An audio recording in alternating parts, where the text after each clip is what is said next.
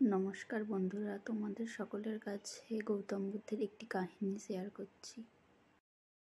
গৌতম বুদ্ধ, যাকে সত্যের অনুসন্ধানী বা অন্তর্দৃষ্টিপ্রাপ্ত বলা হয়, তার জন্ম নেপালের লুম্বিনী অঞ্চলে। তার নাম সিদ্ধার্থ গৌতম। তিনি ছিলেন শাক্য বংশের রাজকুমার।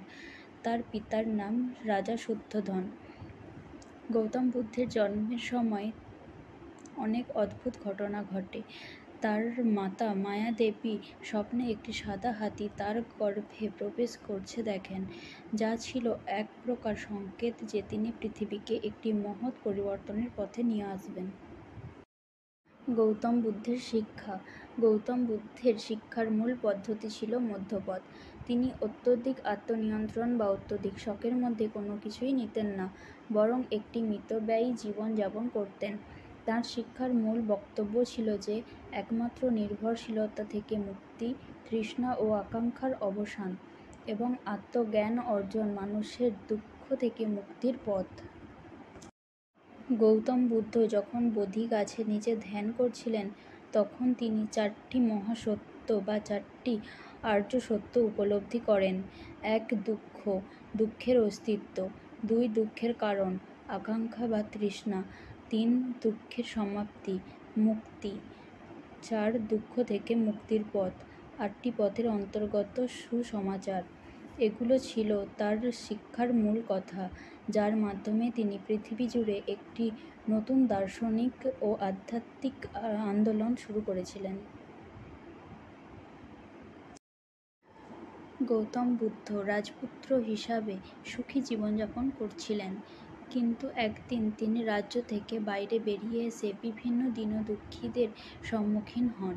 তিনি একটি বৃদ্ধ মানুষ, একটি অসুস্থ মানুষ এবং একটি মৃতদেহ দেখে চমকে যান এবং জীবনের আসল অর্থের সন্ধান করতে বেরিয়ে পড়েন। তিনি 29 বছর বয়সে রাজ্য, পরিবার এবং সব সুখ স্বাচ্ছন্দ্য ছেড়ে পরিপূর্ণ ধ্যানের পথে যাত্রা করেন। বহু বছর কঠোর তপস্যা ও সাধনার পর 35 বছর বয়সে তিনি বোধি গাছের নিচে ধ্যানরত অবস্থায় চূড়ান্ত জ্ঞান অর্জন করেন এবং বুদ্ধ অর্থাৎ জ্ঞানী নামে পরিচিত হন। গৌতম বুদ্ধের মৃত্যুর পর তাঁর শিক্ষাগুলি দ্রুত সমগ্র ভারতবর্ষে এবং পরে দক্ষিণ পূর্ব এশিয়া, চীন, জাপান, কোরিয়া, থাইল্যান্ড, শ্রীলঙ্কা এবং অন্যান্য দেশে ছড়িয়ে পড়ে। বুদ্ধ ধর্ম আজ বিশ্বের অন্যতম প্রধান ধর্ম। গৌতম বুদ্ধের শিক্ষা এখনও মানবতাবাদী, শান্তি, সহানুভূতি এবং জ্ঞান অনুসন্ধানের প্রতীক হয়ে রয়েছে। একদিন গৌতম বুদ্ধ তার শিষ্যদের সঙ্গে ভ্রমণ করছিলেন। একটি ছোট্ট গ্রামে পৌঁছানোর পর গ্রামবাসীরা জানতে পারল বুদ্ধ এসেছে। কিছু গ্রামবাসী তাকে শ্রদ্ধা জানাতে এগিয়ে এলো, আর কিছু মানুষ যারা গৌতম বুদ্ধের বিরুদ্ধে সমালোচনা করছিলেন। এক ব্যক্তি, যিনি বেশ ক্ষোভের সঙ্গে ছিলেন, বুদ্ধের সামনে এসে বলল, তুমি যদি এত ভালো মানুষ হও, তাহলে কেন তোমার কাছে কোনো মানুষের ভালোবাসা নেই? কেন আমাদের মতো সাধারণ মানুষের কাছে তুমি মূল্যহীন? গৌতম বুদ্ধ শান্ত মন নিয়ে তাকে দেখলেন এবং বললেন, তুমি আমার সমালোচনা করছো, এটা আমার জন্য কোনো সমস্যা নয়। আমি জানি তুমি কষ্টে আছো, কিন্তু আমি তোমার সমালোচনাকে গ্রহণ করব না, কারণ তুমি নিজে কষ্টে আছো এবং তোমার সমালোচনা আমার নিজের হতাশার প্রতিফলন। তখন বুদ্ধ শিষ্যদের কাছে এক নির্দেশন হিসাবে বললেন, ধরো, যদি তুমি একটি পাত্রে কিছু তিক্ত পানীয় নিয়ে আসো এবং তুমি আমাকে সেটি খেতে বলো, তবে কি আমি সেটি গ্রহণ করব?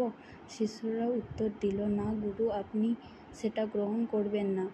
বুদ্ধ তখন বললেন, ঠিক তেমনই, যখন তুমি তিক্ত কথা বা সমালোচনা জানাও, তখন আমি তা গ্রহণ করি না, কারণ আমি জানি যে তা তাদের নিজের কষ্টের প্রতিফলন।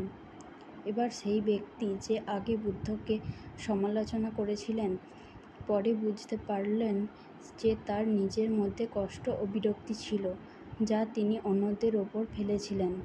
সে গৌতম বুদ্ধের কাছে এসে তার ভুল বুঝতে পারল এবং ভদ্রতা ও শান্তির পথে চলার প্রতিজ্ঞা করল। গৌতম বুদ্ধের এই গল্প আমাদের শেখায় যে অন্যদের কথাবার্তা বা আলোচনার দ্বারা আমরা কিভাবে নিজেদের শান্তি ও সুখের ক্ষতি করতে পারি না, শুধু নিজেদের অন্তরের শান্তি, সহানুভূতি এবং বুদ্ধিমত্তা দ্বারা আমরা অন্যদের কাছে শান্তি আনতে পারি। গৌতম বুদ্ধের কয়েকটি বাণী। ১. অতীতকে প্রাধান্য দিও না, ভবিষ্যৎ নিয়ে দিবা স্বপ্নও দেখবে না। ২. সব কিছুর জন্য মনই আসল। ৩. আনন্দ হল বিশুদ্ধ মনের সহচর। ৪. তুমিই কেবল তোমার রক্ষাকর্তা, অন্য কেউ নয়। ৫. জীবনের প্রথমেই ভুল হওয়া মানে এই নয় এটিই জীবনের সবচেয়ে বড় ভুল। ৬. অনিয়ন্ত্রিত মন মানুষকে বিভ্রান্তিতে ফেলে। ৭. তোমাদের সবাইকে সদয়, জ্ঞানী ও সঠিক মনের অধিকারী হতে হবে।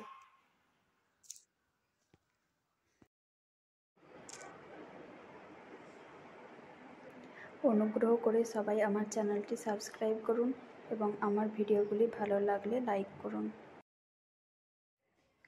আপনারা সকলে সুস্থ থাকুন, ভালো থাকুন। ধন্যবাদ।